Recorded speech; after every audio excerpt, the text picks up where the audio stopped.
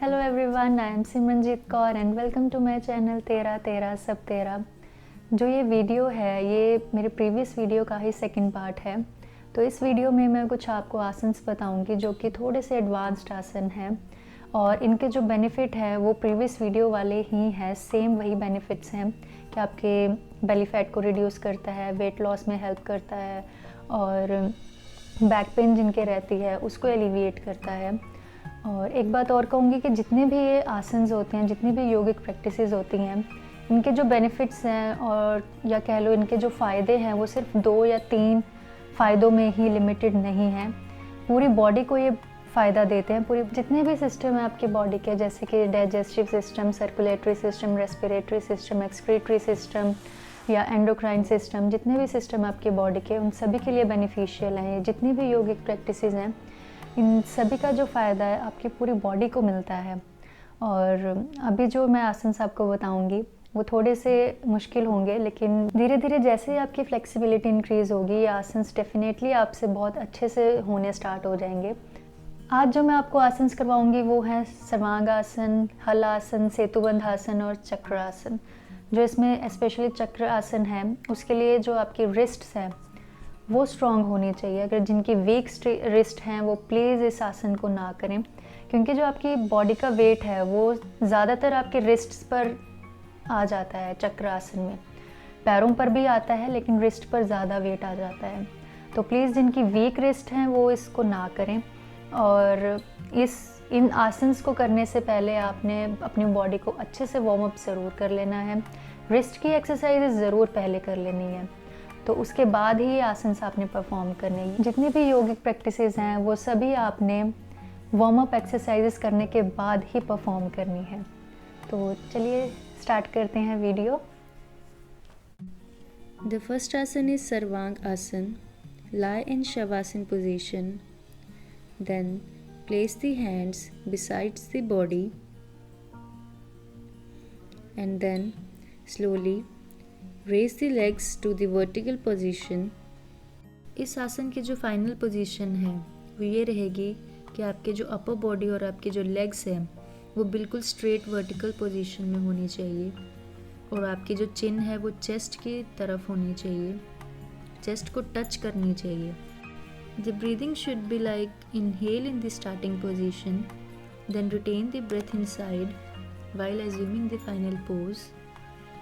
उसके बाद आपने जब अपनी बॉडी को नीचे लेके आना है तब भी अपनी ब्रेथ को वहीं पर ही रिटेन करके रखना है। और जब आप शव आसन में आ जाएंगे तब आपने एक्सहेल करना है। स्लोली आपने अपनी बॉडी को नीचे लेके आना है, एकदम से बॉडी को नीचे नहीं लेके आना है, इससे आपके बैक में इंजरी होने का खतरा रहेगा। The contraindications of this asans are: this asan shouldn't be practiced by the people suffering from enlarged thyroid, liver और spleen, और जिनको cervical spondylitis की प्रॉब्लम है वो इसको ना करें। स्लिप्ड डिस्क की जिनको प्रॉब्लम्स है वो ना करें। हाई ब्लड प्रेशर वालों को ये आसन नहीं करना है। और जिनको हार्ट एलिमेंट्स हैं और जिनको भी आई रिलेटेड सिवियर कोई भी प्रॉब्लम है वो इसको ना करें। इन्वर्टेड आसन्स ना ही करें तो उनके लिए ज़्यादा अच्छा है। देन मेंस्ट्रुएशन में तो आपने करने ही नहीं है कोई भी आसन, सिर्फ 1-2 आसन है उसको छोड़ के आपने मेंस्ट्रुएशन में कोई भी आसन परफॉर्म नहीं करना है। और जो एडवांस स्टेजेस ऑफ प्रेगनेंसी है तब भी आपने ये आसन नहीं करना है। और अब आ जाते हैं इसके बेनिफिट्स तो इसके बहुत ज़्यादा हैं। ये थायराइड ग्लैंड को स्टिमुलेट करता है और it generally balances the circulatory, respiratory, digestive, reproductive, nervous and endocrine system. और ये हमारे जो मेंटल एंड इमोशनल स्ट्रेस है उसको दूर करता है। And it helps to clear the psychological disturbances, boosting the immune system. और ये हमारे पैराथायराइड ग्लैंड्स हैं उनको इन्फ्लुएंस करता है और उनकी जो फंक्शनिंग है उनको नॉर्मल कर देता है। और जो रीजनरेशन ऑफ बोन्स हैं उसमें भी हमारे बहुत ज़्यादा हेल्प करता है ये आसन।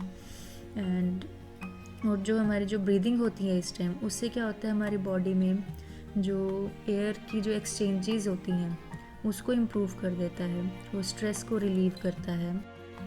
It tones the legs, abdomen and reproductive organs and it helps in increasing circulation to these areas also. मतलब इस आसन को करने से हमारी बॉडी को ओवरऑल बेनिफिट्स मिलेंगे। तो ये तो था सर्वांग आसन। सो द नेक्स्ट आसन इज़ हल आसन। ये आसन भी सर्वांग आसन जैसा ही है बट इसमें वेरिएशन है। वेरिएशन ये है कि हमने जो हमारे लेग्स है उसको अपने हेड के पीछे की तरफ लेके जाना है। बॉडी को, लेग्स को हमने सेम वैसे ही जैसे सर्वांग आसन में उठाया था वैसे ही रेज करना है। Place your hands beside the body and raise your legs और उनको पीछे की तरफ, हेड के पीछे की तरफ लेके जाना है। टोस को आपने अपने फ्लोर की तरफ रखना है। ज़्यादा स्ट्रेन नहीं देना अपनी बॉडी को। जितनी देर तक होल्ड हो सके उतनी देर तक ही करना है। यहाँ पर आपने डीप ब्रीदिंग करनी है, स्लो एंड डीप। और जो इसकी कॉन्ट्राइंडिकेशंस है वो ये हैं कि this asana shouldn't be practised by those who suffer from hernia, slip disc, sciatica, high blood pressure जिनको है वो ना करें, और जिनको सीरियस बैक प्रॉब्लम्स हैं और स्पेशली जिनकी नेक में ज़्यादा प्रॉब्लम रहती है, सीवियर नेक प्रॉब्लम्स है, वो इस आसन को ना करें। और जो इस आसन के बेनिफिट्स हैं वो सेम सर्वांग आसन वाले ही हैं, लेकिन जो कुछ हैं जो ऐड ऑन हुए हैं वो जैसे कि it promotes the production of insulin by the pancreas, और जो ये इन लीवर और किडनी के जो फंक्शन हैं उनको इम्प्रूव करता है, और डाइजेशन को इम्प्रूव करता है, और कॉन्स्टिपेशन रिलीव करता है। और भी इसके बहुत सारे बेनिफिट्स हैं। हमारे इम्यून सिस्टम को बूस्ट करता है, और जो थायराइड ग्लैंड की जो एक्टिविटी है उसको रेगुलेट करता है, जिससे कि हमारा BMR है वो बैलेंस में आ जाता है। It helps in relieving the spasms in the back muscles and tones the spinal nerves. उसकी वजह से क्या होता है, हमारे जो ब्लड सर्कुलेशन है स्पाइनल नर्व्स में वो इंक्रीज़ हो जाती है। तो ये तो था हल आसन। हल आसन के बाद नेक्स्ट आसन इज सेतुबंध आसन। सेतुबंध आसन का मतलब होता है bridge pose. Lie in shavasana position, then bend your knees and slowly raise the buttocks, chest and navel as high as possible. और आपने अपने हाथों से अपने पैरों को पकड़ना है और अपनी चिन को अपनी चेस्ट की तरफ लेके जाना है। ब्रीदिंग इसमें आपकी रहेगी inhale deeply in the starting position.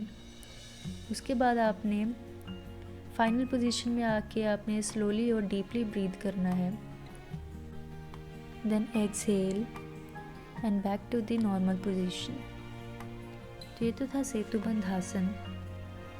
Contraindication of this आसन is people who are suffering from peptic or duodenal ulcers or abdominal hernia shouldn't practice this आसन। और मेंसेस में आपने ये आसन नहीं करना है। और जो इसके बेनिफिट्स हैं वो ये हैं कि जो आपकी स्पाइन है पूरा स्पाइनल कॉलम को रीअलाइन कर देता है, और जिनके राउंडेड शोल्डर्स होते हैं उनको ठीक करता है, बैक एक को रिलीव करता है, और जो हमारे कॉलॉन और एब्डोमिनल ऑर्गन्स है उसको अच्छे से मसाज करता है, डाइजेशन इम्प्रूव करता है। और जिनको मिसकैरेजेस होता है जिन लेडीज़ का, उनके लिए बहुत ज़्यादा बेनिफिशियल है, क्योंकि ये फीमेल रिप्रोडक्टिव ऑर्गन्स को बहुत अच्छे से टोन कर देता है और उनकी फंक्शनिंग को इम्प्रूव करता है। And yes, it is beneficial for those who are suffering from menstrual disorders, asthma and various bronchial and thyroid conditions. तो ये तो था सेतुबंध आसन। अब नेक्स्ट आसन इज चक्र आसन। Lie in Shavasana position, then bend your knees and place the palms on the floor beside the head with the fingers pointing towards the shoulders. आपके shoulders की तरफ आपके fingers होनी चाहिए. Then slowly raise your buttocks and then your upper body. ये जो आसन है ये क्वाइट डिफ़िकल्ट हो सकता है बिगिनर्स के लिए, तो please the people who are suffering from any illness or weak wrist or weak back during pregnancy or when feeling generally tired, please avoid this आसन। इसका जो वेट है पूरी बॉडी का वो हमारे रिस्ट्स के ऊपर आ जाता है, तो प्लीज़ इससे पहले आपने वार्म अप एक्सरसाइजेज ज़रूर करनी है, रिस्ट की ज़रूर कर लेनी है ये आसन करने से पहले। जिनकी वीक रिस्ट हैं प्लीज़ वो इस आसन को अवॉइड करें। और जो इसके बेनिफिट्स हैं, benefits of this asana are it strengthens the legs muscles and it is beneficial for nervous, digestive, respiratory, cardiovascular systems, and it influences all the hormonal secretions and helps to relieve various gynecological disorders.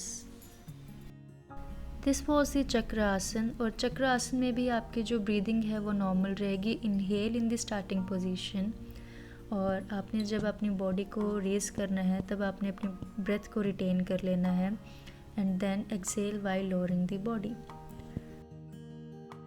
तो friends, ये तो थे Sarvangasana, Halasana, Setubandhasana and चक्रासन।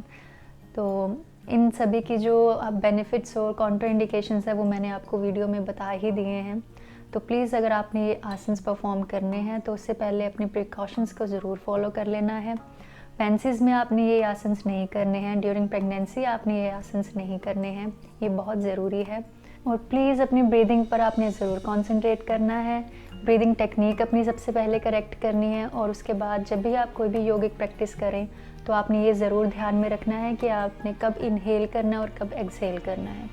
अगर retention नहीं होती है breathing की तो आप ना करें, तो वहाँ पे आपने स्लोली ब्रीथ करना है, स्लोली और डीपली ब्रीथ करना है।